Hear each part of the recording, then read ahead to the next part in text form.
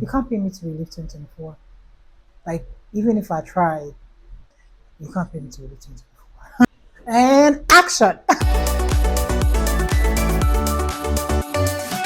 Hi guys, welcome and welcome back to my channel. If you're new here, please do subscribe so you can join the cool people tribe. And all of you watching, please don't forget to like, and please drop a comment. All right, I'm pouring out my heart to y'all. Please drop a comment. That's the least you can do. All right. So how's 2024 been for everyone? Because for me, for the most part, you can't pay me to relive this year. I mean, I have had some great times. I've had some great moments this year, but overall, 2024 has been wild. So let's waste no time and let's get into some key lessons I've learned this year. The first lesson 2024 taught me is the real cause of disappointment and heartbreak is expectations. Just reduce your expectations, especially when it comes to situations outside of your control. Please reduce your expectation. I've had times where I've cried this year, and it was other things that my expectations were here, and I did not think of anything being able to go wrong for one reason or the other, and everything went 100% wrong, like 100% wrong. And because my expectations were here, I did not even put or imagine a situation where, oh, this thing could go differently from how I've thought about it or how I'm expecting it. When it went wrong, it's like I went downhill. And this is funny because every time I saw people cry online, like when I see people cry online, I'd be like, why is this person, why is your camera on and you're crying? It's like, is it that when you're about to cry, you turned on your camera? Because when me, I want to cry, I go hide in the corner, okay? I don't want nobody seeing me cry. Like, I'm that person that you can hear me wail inside. Maybe, I don't know, for some weird reason, you hear me wail inside. And the moment I come out of that door, I'm like, hi, what's up? I'm that girl. Because why do you got to know I was crying? Why? The only people close to me, get to see me in those moments. But I've had times where I cried in front of the camera this year, which is crazy coming from me, right? But that's because I turned on the camera to just do what I do, like make a video, talk to you guys, and maybe while talking either about it or even about something different, all the emotions come rushing and I saw myself cry. I posted one earlier this year. It was a very difficult vlog for me to post because it's not me, trust me. But yeah, so I just so happened to have some videos of me crying now. Yeah, and that happened in 2024. Long story short, it's okay to have expectations, but manage them, right? And also, when the song said, hoping for the best, but expecting the worst. Yeah, I think you should implement that in your life because you need to kind of like, okay, yeah, this is what I want, this is what I'm hoping for, but what happens in a situation where it goes completely left? How do I handle it? How do I move from there? Always have that in mind. Take it from me. Okay. Second thing is imposter syndrome is real. Let me read out to you guys what imposter syndrome means. Dictionary definition. Imposter syndrome is a behavioral health phenomenon described as self-doubt or of intellect, skills, or accomplishments among high achieving individuals. I have, or for the best part of this year, I had imposter syndrome. Like, I have skills, literally. I'm a high achieving individual in a lot of aspects, but self doubt is so real. When you feel like, oh, I don't deserve this, or am I like, qualified enough to call myself this or to be this? Let me take this YouTube thing as an example, right? I have over 1,500 subscribers. If you go through my page, I have 140 something videos, almost 150 videos. And this is after deleting certain videos. I have worked hard, like extremely hard on this channel. And till tomorrow, no, let me not say till tomorrow, because we are talking about this because we've taken a new lead. But for the most part of this year, even if I'm introducing myself anywhere and to anybody, I'll never say, oh, I'm a YouTuber or I'm a content creator. Like, I was never able to like say it. Why? Because I always felt like, am I qualified to call myself that? Am I qualified to call myself that? People who call themselves YouTubers typically have like 100,000 subscribers, a million subscribers. Do I fall in that bracket? Will I call myself a content creator? Do I have that much influence? I don't even have who knows me. Like if I post things, who would like engage? Who would this like? It's like I always felt that way. And even when my channel was growing, even when I was having engagement on posts or whatever, I would still feel like, oh, I can't call myself that. Maybe when I get to 10,000 subscribers, like I say, I'm a YouTuber. But then it took me time to realize that, Vanessa, at this rate, even if you get to 100,000 subscribers, you probably still would not think you are enough to call yourself that, which doesn't make sense. And how did I get to this realization? I met someone lately, and the person introduced themselves as I don't know, like a media personality or something. And I was like, oh, nice, and all that. We connected. Come to find out, I had way more subscribers and all of that than this person. And I just sat down. I was like, why can't you see yourself in that? Because that's who I am. Fine, I have a full-time job. Maybe it's also because I have a full-time job and I just look at this as part-time. But the truth is, I am in this space now. Okay, I'm doing it in my own capacity. And I remember, and sometimes some of these things happen because of what people have said about you in the past. Somehow, subconsciously, it affects you. I remember one time I posted a video, and someone told, like I had some people in the video, and one person was telling the other one that, in this video, your people will see it and talk to you. And the person responded, she doesn't really have many subscribers. Nobody, people will not really see it, so it's fine. And I heard it, and I mean, I heard it. It wasn't a nice thing to hear, to be honest. And I was like, well, I don't. At this time, when this person said this thing, I had maybe 120 something or 130 something subscribers, right? And I was like, well, maybe this person is right. I really don't have that many subscribers, whatever. But guess what? 1,500 subscribers later, and I still feel that way. Why? So sometimes this imposter syndrome comes from doubts you've had based on things people have said, and it just, instead of you to take it that time and move on, you internalize it one way or the other. It happened to me, but baby, I'm moving past it. Okay, I am a YouTuber, and that's on period. And I'm going to keep posting, right? I've had so many challenges with my YouTube. I'll probably do that in another video, but I'm here. We're going to keep posting. You are going to keep engaging. And we're going to keep growing. All right. Yeah. So, imposter syndrome. This is just one aspect of my life I've talked about. There are other aspects. But I started to use this YouTube thing because it was really a big thing for me to conquer. Right. So, think about it. Is there any place in your life where you feel like you have some serious imposter syndrome? If you do, this is time to work around it and move past it. Because trust me, that thing can really stop you from moving to the next level. Number three is a two-in-one point, right? Number one, fake humility is not you. You don't need to tone yourself down so that people around you feel comfortable or feel like, oh, she's not proud or he's not proud. If you always have to tone yourself down or tone who you truly are, right, or tone your value or your worth just so that you can fit in with around the people you are with, then it's time for you to change your friends. It's time for you to change your circle. Yeah, fake humility is not you. You don't need to tone yourself down for nobody. No. Same way you don't need to compromise your ethics to fit in. If you have to start doing those kind of compromises, it's time for you to change your circle. It's time for you to move on to the next thing. Time for you to move the fuck on. And I mean it. Second point, because I said it was a two-in-one point. Social media is not real life. In fact, real life is not real life. Take it from me. When you see people live some kind of way or flaunt certain things, flaunt certain wealth, please, you can congratulate them. You can say, oh, nice.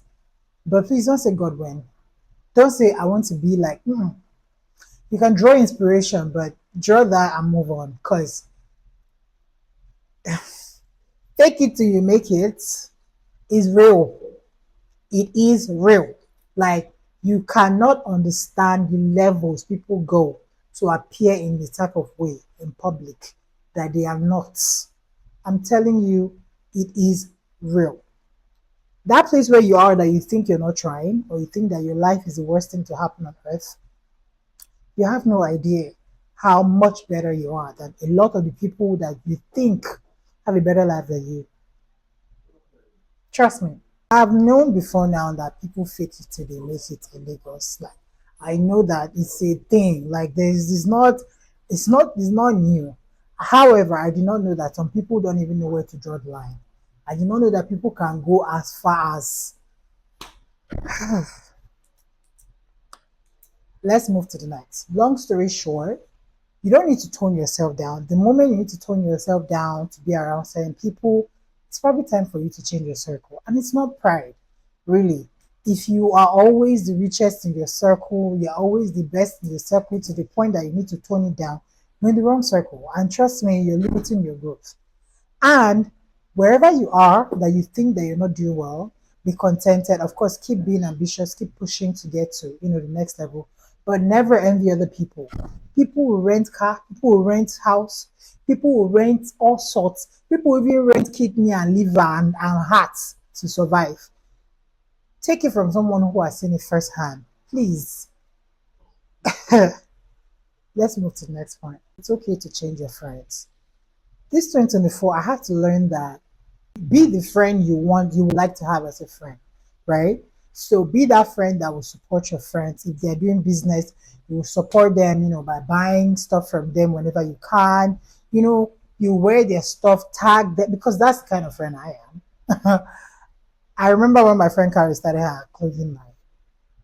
Not only did she was like, oh, will I like want to like wear them, take pictures and stuff? And I was like, sure thing. So she sent me some clothes to like wear and take pictures for her. Trust me, that time I thought I ate, but when I look back at those pictures, I'm like, what the?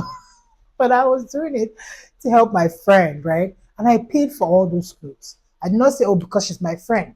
And I was helping her. I took, no, I was supporting her and I was doing it with all my heart. And anytime I wore any of those clothes, I would tag her, tag her business and all that. That's the kind of friend I am. And that's the kind of friend I want for myself, right? If I'm doing something, I want my friend to be able to support me. For example, I have a YouTube channel. If you say you're my friend, but you never watch my videos, you never comment on my videos, you never like my videos, those kind of things, then what are we doing really? Is that really friendship? Because make it make sense. Some friends, you post something on Instagram, and ladies, if you're on this table and you're my subscriber, please do better because I don't like that shit. Like some friends, when they post pictures, you comment, you hype them up, you will like the picture, you will do whatever, you will support them, make them feel loved, make them know that, oh yeah, your girl got you.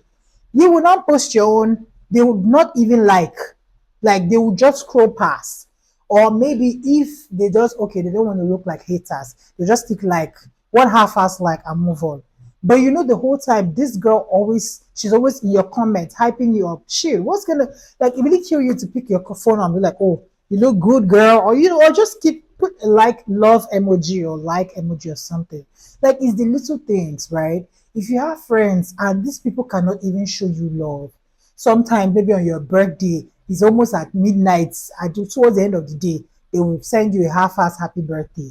Or like you're doing something, they don't show up for you, you got a new job, no, not checking up on you, like, well, how are you coping with the new job? How is it going? Please change that friend, okay? Just change that shady ass friend because people like that don't like you. It's okay to realize your friends don't like you. Bitch, make a U-turn. Okay, get yourself new friends. Like, for real, I'd rather not have a friend than have friends that don't got my back. There's no reason you claim you have a clique of friends, but the whole time you're feeling lonely because you don't even think you can pick up your phone to call any of them and they'll be there for you. Please, cut that shit, okay? Just cut it. And yeah, I know that if people go through different phases in life, right? We are growing up, and to be honest, this adult phase is wild. Sometimes you barely have time for yourself, not to talk of thinking of the next person. I can totally understand, I can totally relate. It's like I can relate, okay? Like I have a full-time job, I have a YouTube channel, I have other things under the works I'm working on. I am married, I still have many siblings that we have to keep in touch with.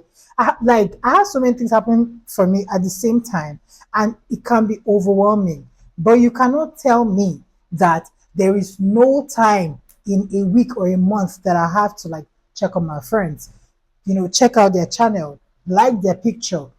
Come on now, cut that shit. Like if you have that kind of friend, and if you're watching this video and you call yourself my friend and you fall in this category, you've not been supporting me,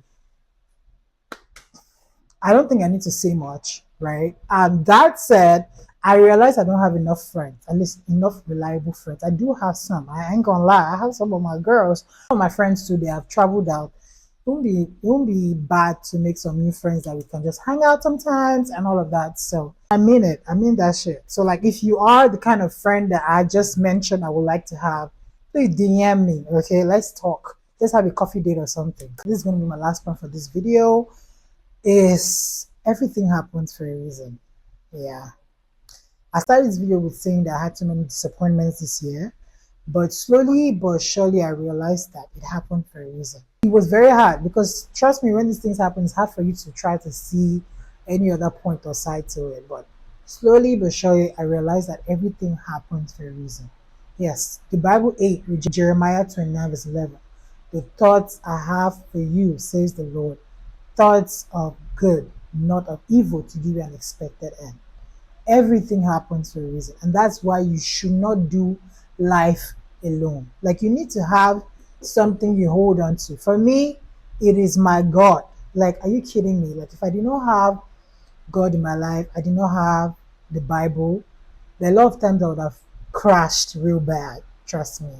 But when I open the Bible and I see Jeremiah 29 verse 11, I see, certain verses, and I'm like, yeah, girl, wrap these tears up, stand up, let's move. Because something happens to you, like you're disappointed, it's something bad or something that didn't work out the way you thought it would. In that moment, you might not see the reason. But as things progress, you begin to realize that, oh shit, okay, I see that now. I see you. Oh, okay. Oh, okay. Okay, I get it. I get it. It's hard, but I get it. So everything happens for a reason. That's one hard lesson I learned this year. Like everything happens for a reason. So when shit happens, just ask yourself, why did this happen? You might not get it in that moment, but it's going to come to you eventually. But you need to have something you're holding on to. And honestly, I'm not here to preach, but Jesus, hold on to Jesus. Adulting is not for the weak. Okay? It's really not for the weak. My last thing I'm going to say is not necessarily a plan, it's more so an advice, right? Life is not fair. It's not. I don't know if karma is real, but trust me, there are wicked people living a long and healthy life, living good, at least from what we can see, but again, it might not be real life. But do your best and leave the rest to God, right? And always when you want to do stuff, just ask yourself, what's the worst that can happen?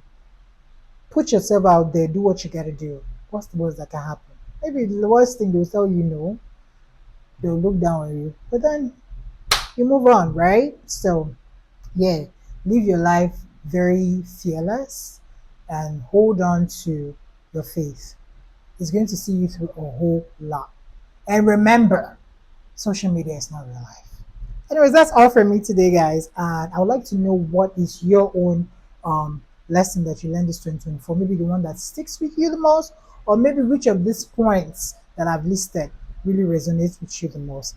And that's it from me today, guys. I hope you guys learned something. I hope you guys can relate and can see that this girl sitting here is not perfect, not having the most perfect year, but that's life, I'm still here, I'm still recording. So please do like, comment. I really like to know what you guys think about this video, and I'll see you in my next one. Bye.